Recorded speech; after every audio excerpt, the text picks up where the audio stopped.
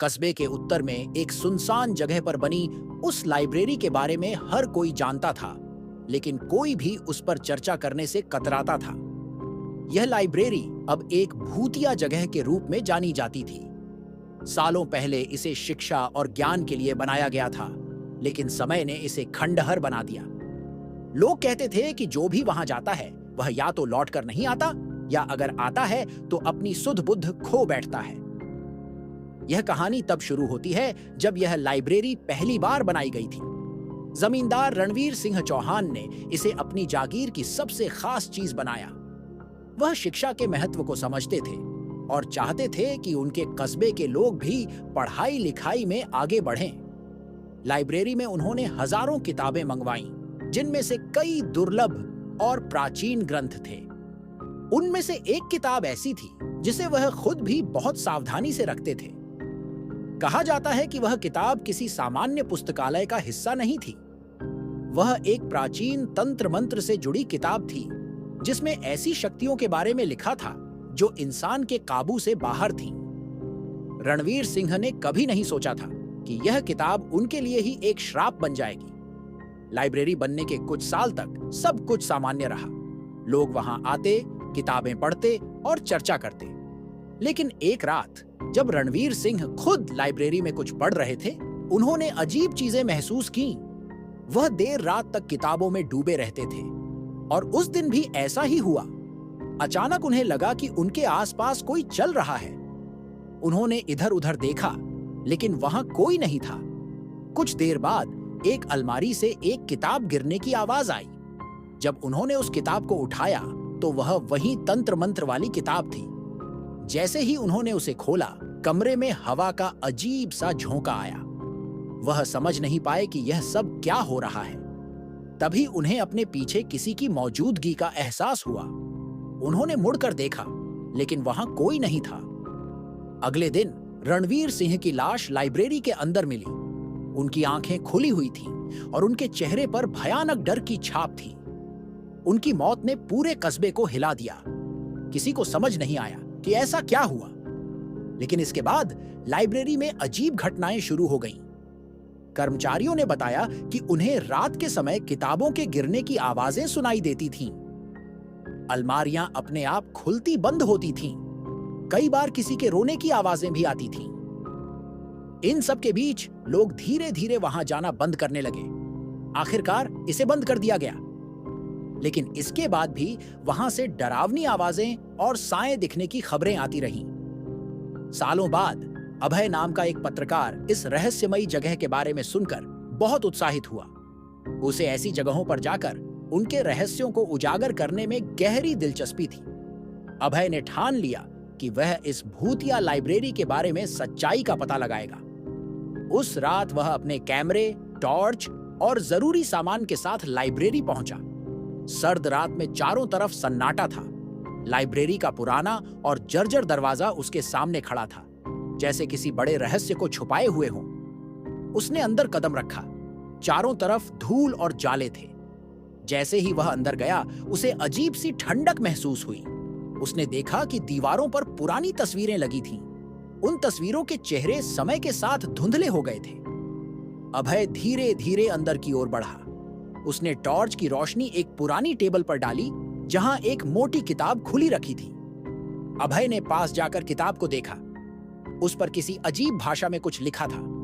वह उसे पढ़ने की कोशिश कर ही रहा था कि अचानक किताब के पन्ने अपने आप पलटने लगे। वह घबरा गया, लेकिन उसने खुद को संभाला। तभी उसे लगा कि किसी ने उसके कंधे पर हाथ रखा है। उसने तुरंत पीछे मुड़कर देखा, लेकिन वहां कोई नहीं था। अभय ने सोचा कि शायद यह उसकी कल्पना है। लेकिन तभी एक अलमारी से जोर की आवाज आई। उसने देखा कि अलमारी अपने आप हिल रही थी। कुछ किताबें बाहर गिर गईं। उनमें से एक किताब के पन्नों पर खून के धब्बे थे। अभय का डर अब बढ़ने लगा था। उसने कैमरा निकालकर सब कुछ रिकॉर्ड करना शुरू कर दिया। तभी उसे सीढ़ियों के नीचे से किसी के रोने की आवाज सुनाई दी। वह धीरे धीरे सीढ़ियों की ओर बढ़ा। उसने देखा कि एक औरत का साया बैठा हुआ है। वह औरत लगातार रो रही थी। अभय ने डरते डरते पूछा, आप कौन हैं? औरत ने धीरे धीरे अपना चेहरा घुमाया। उसका चेहरा विकृत और डरावना था। उसकी आंखें गड्ढों जैसी खाली थीं। अभय पीछे हटने लगा, लेकिन तभी औरत खड़ी हो गई और उसकी ओर बढ़ने लगी। अभय ने वहां से भागने की कोशिश की, लेकिन दरवाजा अपने आप बंद हो गया। चारों तरफ अजीब आवाजें गूंजने लगीं। वह लाइब्रेरी के एक कोने में छुप गया।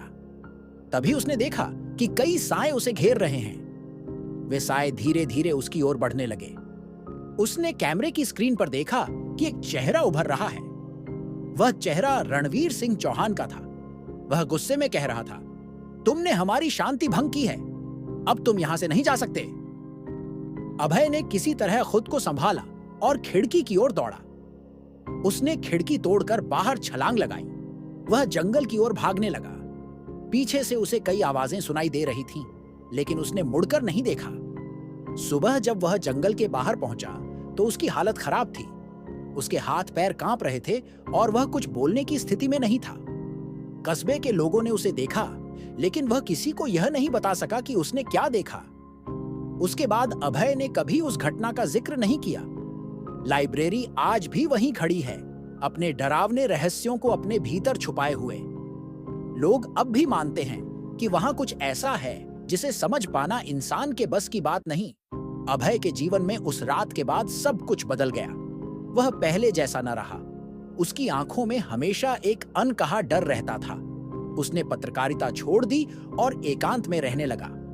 लोग उससे पूछते कि उस रात लाइब्रेरी में क्या हुआ, लेकिन वह कभी कुछ नहीं कहता।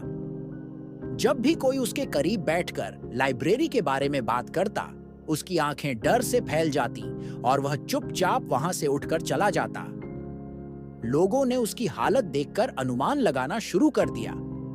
कुछ ने कहा कि अभय ने लाइब्रेरी में उस रहस्यमय किताब को छुआ था और वही उसके पीछे पड़ा श्राप था। कुछ ने यह भी कहा कि उसने शायद उन आत्माओं को देखा था जो अब भी वहां कैद थीं। लेकिन सच्चाई क्या थी, यह कोई नहीं जानता था। इस बीच कस्बे में कुछ और अजीब घटनाएं होने लगीं।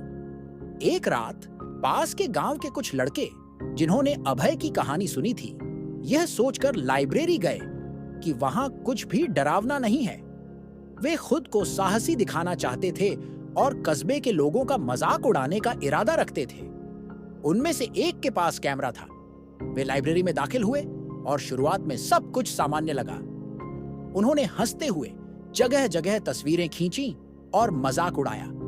लेकिन जैसे जैसे रात गहराती गई, उनकी हंसी रुकने लगी। अचानक हवा का एक झोंका आया और दरवाजा अपने आप बंद हो गया। एक लड़के ने मजाक में कहा, देखो, शायद कोई भूत हमें बाहर जाने से रोक रहा है। तभी दीवार पर एक परछाई दिखाई दी। वह परछाई धीरे धीरे बड़ी होती गई और उनके पास आने लगी। लड़के डर गए और भागने की कोशिश करने लगे, लेकिन दरवाजा नहीं खुला। उन्होंने खिड़की से बाहर छलांग लगाने की कोशिश की, लेकिन जैसे ही उन्होंने खिड़की को छुआ, एक जोरदार चीख गूंज उठी। एक लड़के ने डरते हुए पीछे मुड़कर देखा तो उसने एक औरत को खिड़की के पास खड़ा देखा। वह औरत धीरे धीरे उनकी ओर बढ़ रही थी। लड़के चिल्लाते हुए लाइब्रेरी के कोने में दुबक गए। तभी अलमारियों से किताबें गिरने लगीं और उनके पन्ने अपने आप पलटने लगे। हवा में अजीब सी फुसफुसाहट गूंज रही थी। ऐसा लग रहा था जैसे सैकड़ों लोग एक साथ कुछ बोल रहे हों, लेकिन उनके शब्द समझ में नहीं आ रहे थे। उनमें से एक लड़के ने हिम्मत जुटाकर कैमरे से रिकॉर्डिंग चालू की। उसने देखा कि कैमरे की स्क्रीन पर अजीब आकृतियां दिखाई दे रही थीं। अचानक स्क्रीन पर खून के धब्बे उभर आए और कैमरा अपने आप बंद हो गया। तभी एक तेज आवाज हुई, जैसे किसी ने अलमारी को जोर से धक्का दिया हो। अलमारी के पीछे से एक साया निकला। वह साया अब बिल्कुल स्पष्ट था। उसकी शक्ल इंसान जैसी थी, लेकिन उसका चेहरा विकृत था। उसकी आंखें लाल चमक रही थीं और उसकी उंगलियां लंबी और नुकीली थीं। लड़के अब अपनी जगह से हिल भी नहीं पा रहे थे। वह साया उनके करीब आया और जोर से चिल्लाया। अचानक पूरी लाइब्रेरी में अंधेरा छा गया। लड़कों को कुछ दिखाई नहीं दे रहा था। उनमें से एक ने किसी तरह अपनी जेब से टॉर्च निकाली और रोशनी की। टॉर्च की रोशनी उस साए पर पड़ते ही बुझ गई।